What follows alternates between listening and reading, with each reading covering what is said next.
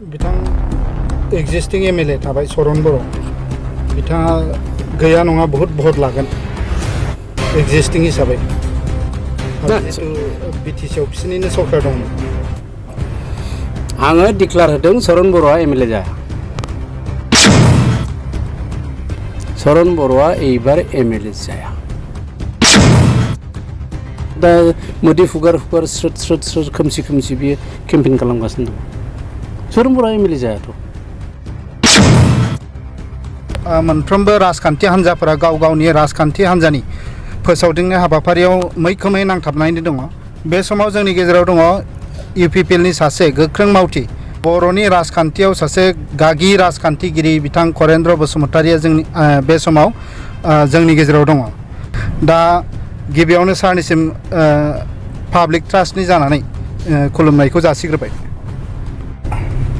Public trust नोंथाङा एडिटखौ गोसो गोरबोनिफ्राय इउपिपिएल पार्टिनिफ्राय हाजासे हामग्लायनाय थाबाय साबायखर थाबाय आंजों दिनै मोगा-मोगि जानानै आंखौ मोगा-मोगि खालामनानै खोथा बुंनायनि मोनसे खाबु होनायनि थाखाय आङो साबायखर होयो बिसायख'थिनि जितु फोसावदिंनाय हाबाफारि बेयावहाय इउपिपिएल हिसाबै बबे बबे ग्राउन्डनिफ्राय बेसेबां भट मोननानै इउपिपिएलआ देरहानो हागोन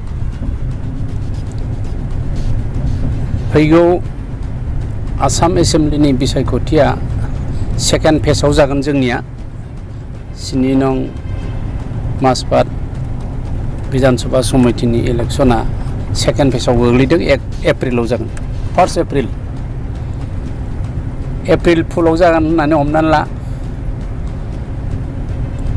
फार्स्ट फेजआ 27 सेकेन्ड फेजआ जोंना 1 आरो थार्ड फेजआ 6 दा जोंनि उदालगुरि जिल्लाया सेकेन्ड फेजआव गोग्लैदों दा बेवहाय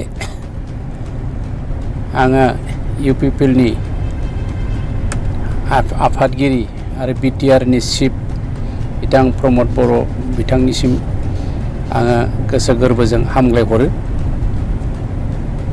बिथांनि अननायाव दानि सिगांफुनाय एबसुनि एक्स सेक्रेटारि सेन्ट्रेल कमिटिनि एक्स सेक्रेटारि रतेन्द्र दैमारि सासे मोजां सेंग्राखौ टिकेट होदों मासबाद बिजाथियाव इलेक्शन गेलेनो थाखाय बेनि थाखाय आङो बिथां प्रमद बर'खौ आङो साबायखर हरबावो दा बबे बिथिंनिफ्राय बेसेबां भट फैगोन दा नोंथांनिफ्राय आं बेखौ मिथिनो लुबैदों मासबाद समस्तिया मोनथाम खनानि फाइट जागोन हाग्रामा बिथांनि पार्टी बिपिएफ नि बिजाथि सरन बर' बिजेपिनि बिजाथि जितु किसान आरो इउपिपिएलनि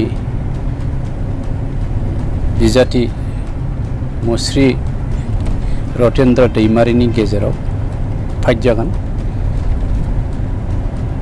दासिम गासै 9 सा बिजाथि होननाय आं खोनादों बिनि गेजेराव माखासे इन्डिपेन्डेन्ट गोजा गुबैयै फाइटिंआ जागोन कन्टेस्टआ जागोन मोनथाम खनानि गेजेराव बे मोनथाम खना बेनो इउपिपिएल बिपिएफ आरो बिजेपि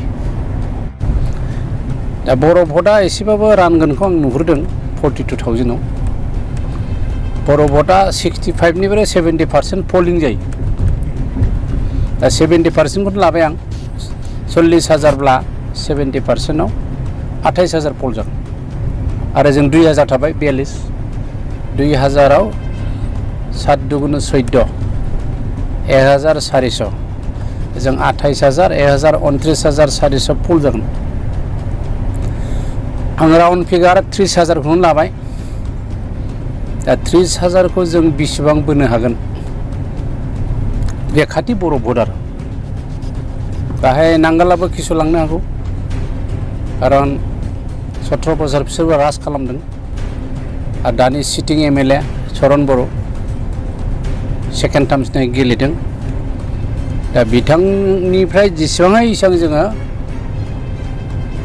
खहनिया माने इरुसन जामख्ल'नानै जों लाबोनो हानांगोन बेसेबां हायो एसेबां जेसेबां पार्सेन्टेज लाबोनो हायो एसेबां मोजां बे मोनसे बेनिफ्राय बिजेपियावबो एसे थांगोन आजिखालि बर'फ्राबो धुमधाम बिजेपियाव हाबबायना बर'फ्रावबो किसु पार्सेन्टेज थांगोन बिपिएफआव थांगोन जोंनियाव फैगोन दा जोंनियाव बांसिन मोनगोन होननानै आंहा कनफिडेन्स दङ थांनाय बिटिसि इलेक्सनावबो बर'फोरखौनो बांसिन मोननानै गोबां उदालगुरि जिल्लायाव जोङो 7 एमसिएलए मोननो हादों आरो बिजेपिजों एलायन्स हिसाबै बिजेपिया 7 मोनदों आउट अफ 10 सिट्स 10 कनस्टिटुएन्सि बिटिसि एलेकायाव उदालगुरि जिल्लायाव जोङो 9टाखौनो मोनदों आरो बे हिसाबै इउपिपिएलआ एबार बासायदों इउपिपिएलखौ गभर्नमेन्ट दानो थाखाय सनाखि खाबु होनाय जादों आरो उदालगुरियानो दा मेन फेक्टर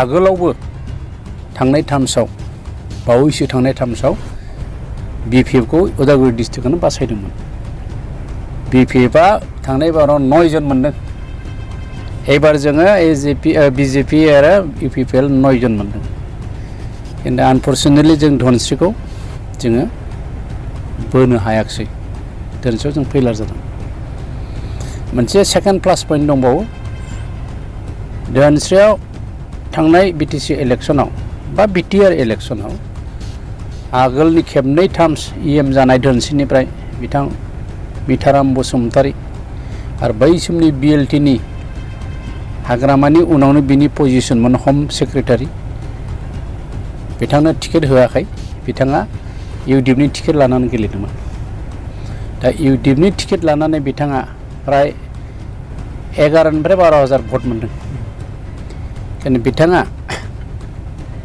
चरन बर' बिपिएफनि केन्डिडेटखौ फेजेननांगौ होननानै जोंजों फैबाय दा मिथाराम बसुमतारिया एक्स इएमआ दा बे हिसाबै बिथाङा दा जोंनि 70 मासपाट बिजातिनि कनस्टिटुएन्सिनि इलेक्सन स्टेरिं कमिटिनिबो चेयारमेन जाफैबाय मिथाराम बसुमतारिया दा बिथांनि भटआबो प्लास जागोन माइनरिटि भटआ 12,000 माइनरिटिथ' 12,000 गैया आनमाइनरिटि नन माइनरिटिसफ्राबो हयथ' भट होदों बे 12,000 बाहाय मिक्स दं 7,000खौनो हमबाय 7,000 जोंनाव प्लास जाफैगोन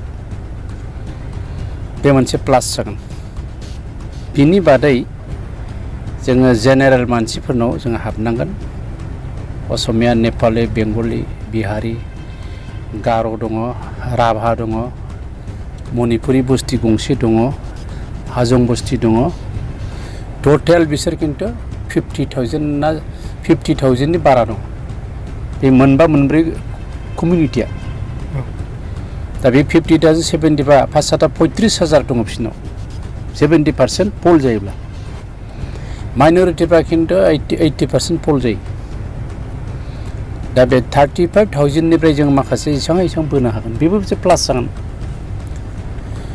दा बे हिसाबै जोंनि बिजाथिया खिन्थु सासे धनि मानसिनि गथ' नङा बेयो फेमिलिनि नङा साधारन माने बिल' पभार्टि लाइन होननानै बुंजायो आरो एबसुआव थानाय मानसि मैयासो एबसुनिफ्राय फैदों बेहालाय मा फैसा थानो बिथांनिफ्राय समाज जौगानायनि मा खामानिफोर मावनो हागोन बादिखौ आसा खालामो सार केन्डिडेट रतेन्द्र दैमारिनिफ्राय रतेन्द्रआ सासे मोजां गथ' सासे अनेस्ट सासे एनार्जेटिक सासे यंगार सासे लिडार डाइनामिक बिनि सायाव बयबो आस्था दङ बे खामानिखौ मावगोन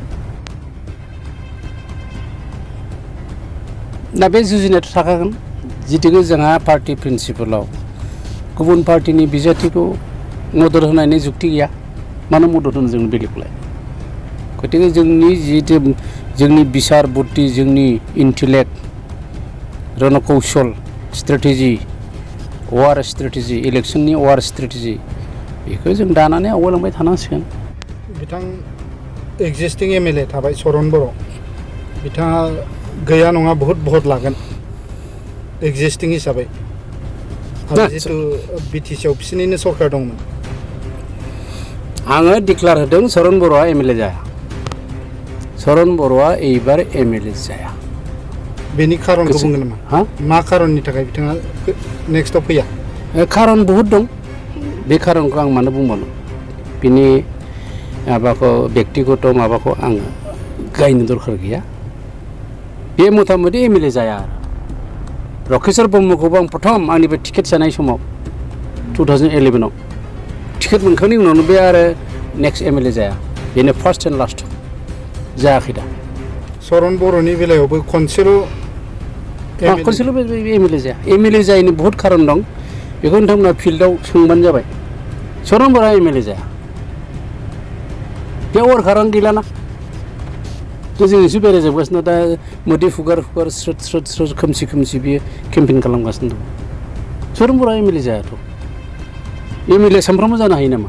जेला आंबोथ' सामफ्रामबो जागौमोन ना। खेबसे देरहाबाय खेबसे जेननांगौ। बे प्रिन्सिपालाव बे एमएलए जायाब्रा। गतिके बिनि गेसाव गोफोनखौथ' आं बुङा ना, लाब गैया। बेबो सासे सन्मानिय सासे एमएलए। बेखौलाय आं मानो बुंबानो? रायजोफोरानो बुंगासिनो दं माथो बे एमएलए जायाना। बे एमएलए जाया। गोसोआव लाखि। चरन बर'आ एमएलए जाया। डायरियाव लिरना ला। दा बे समाव साफ्रोमबो नायगिरि नोंथांमोननिसिम बिथां चरन बर'आ फैबाय थानाय समाव एमएलए जानो हाया होननानै बिथां करेन्द्र बसुमतारिया जोंनि गेजेराव फोरमायथिदों। दा साबायखर थाबाय बिथां बर'नि सासे गागि राजखान्थिगिरि करेन्द्र बसुमतारिनिसिम बे बेसेन गोसा समखौ जोंजों दान्दिसे होनायनि थाखाय बिथांनिसिम खुलुमनाय आरो सिबिनाय थाबाय।